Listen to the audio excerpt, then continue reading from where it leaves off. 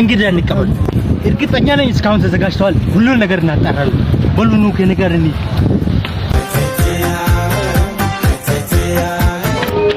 ነው በደም ተዘጋጃችሁበት ለምን ነው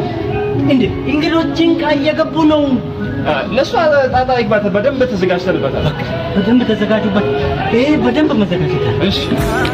ትንሿ ኢትዮጵያ በመባል የምትታወቀውና እንግዳ አቀባበሏን መለያ ያደረገች ከ80 ብሔረሰብ በላይ የሚኖርባት የፍቅር አንድነት የልማትና የሰላም ተምሳሌት የሆነችው